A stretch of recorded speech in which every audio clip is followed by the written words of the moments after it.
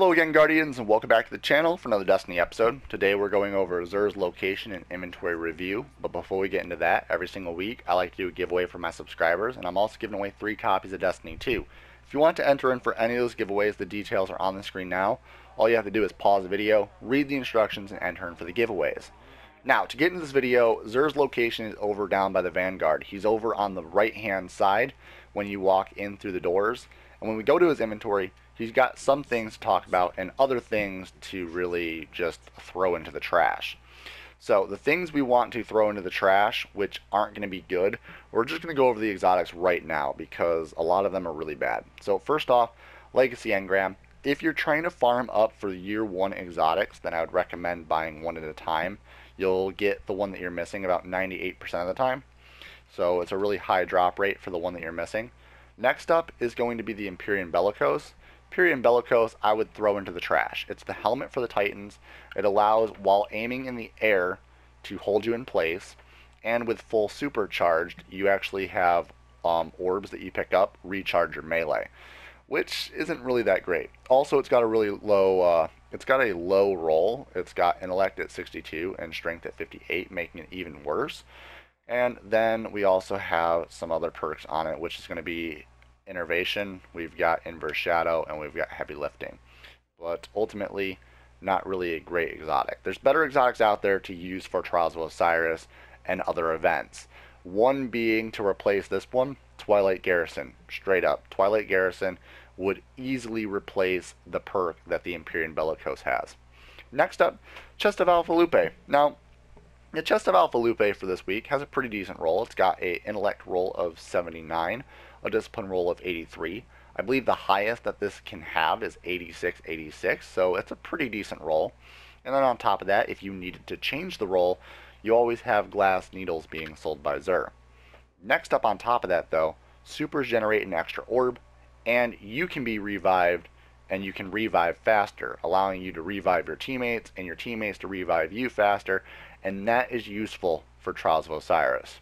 On top of that, this also has scout rifle ammo and sidearm ammo. Both guns really useful for Trials of Osiris. And you've got solar burn defense, and you've got solar armor. So pretty decent exotic altogether. You could run that with Golden Gun just fine. Now, next up, the Stag.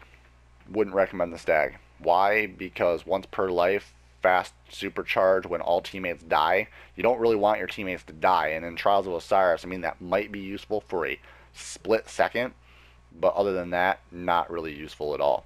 And chance to spawn with overshield. Okay, cool. Yeah, that happens what, during Crucible?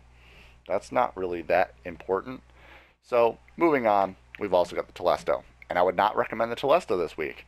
Telesto is a pretty mediocre fusion rifle. It's a mediocre exotic. It's got some pretty unique perks on it. Multi-kills with weapons spawn orbs for your allies, which could be useful for certain situations. I would more so use it in PvE, like the raid, just to generate orbs of light for your teammates to have. And then on top of that, fusion projectiles attach and detonate with a delayed void blast. And that's pretty cool as well. But then again, it's not a highly recommended exotic for Crucible or the raid. So again, something that you really don't need to purchase. If you get it out of a Strike or a Nightfall, awesome. If you get it out of rewards for Trials of Osiris, awesome. But purchasing it from XUR, kind of a waste of strange coins in my opinion. Next up, the weapon bundles. Oh, weapon bundles. I hate these so much. They should actually lower the cost or the price by buying both of them at the same time. But XUR decided that it's a good idea to increase the cost. So Monte Carlo and the Red Death, if they were sold by XUR, they would only cost 17 strange coins to purchase. But in the weapon bundles, the ornaments cost the exact same as buying them from the kiosk, which is 25 silver dust. But the weapons were increased by 13 strange coins. I'm not too sure why Bungie thought this was a great idea, but the weapon bundles I would not recommend purchasing. Next up, the Void Drive and the Stealth Drive. Now, the Stealth Drive is one of the rarer ones, and if you're trying to finish the Age of Triumph record book and get the Sparrow collection done, then turning a rare Sparrow from the Crucible or the Vanguard into a legendary Sparrow is really easy by buying the Stealth Drives. Now you only have a limited amount of Sparrows that you can upgrade into legendaries with each drive. So one of the rarer ones is the Stealth Drive. If you buy the Stealth Drive, the Void Drive, the Plasma Drive, and the Emerald Drive, or the Emerald Coil, you'll be able to actually finish most of the record book for Age of Triumph, especially for the Year 3 players out there. So remember, Stealth Drive, pretty rare. You should buy it this week. Next up, 3 heavy ammo cents for 1 strange coin. You've got 10 heavy ammo cents for 3 strange coins.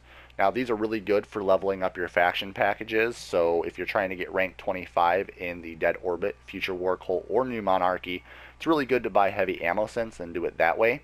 It's a lot cheaper over time.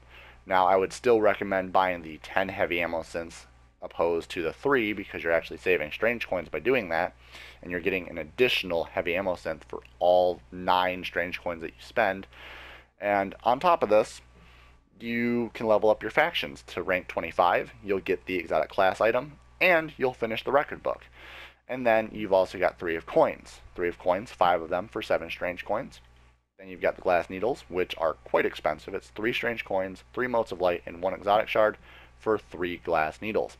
But if you're looking for an armor piece that you really like, or you have that armor piece in your possession but the rolls aren't good, I'd recommend using the glass needles to try to get it to a tier 12 build. Then you've got the final things. Mote of Light for 2 strange coins. You've got the exotic shard for 7 strange coins. And there you have it, Guardians. That's all for this week.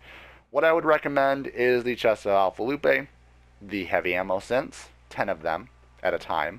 I mean, you could buy 100 of them, but make sure that you buy the 10 heavy ammo cents bundle instead of the 3 heavy ammo cents bundle. And then the Stealth Drive. The Stealth Drive is highly rare. It doesn't pop up every week. So that is one of the ones that I would definitely recommend purchasing. And there you have it, Guardians. I hope you all enjoyed this video, and if it helped, leave a like, share it with your friends, and as always, perfect time to subscribe for daily Destiny 1 and Destiny 2 content on this channel. And again, stay violent, be privileged. Oh, hi.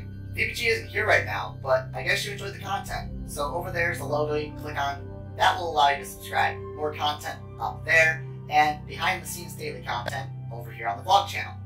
There you go. Enjoy!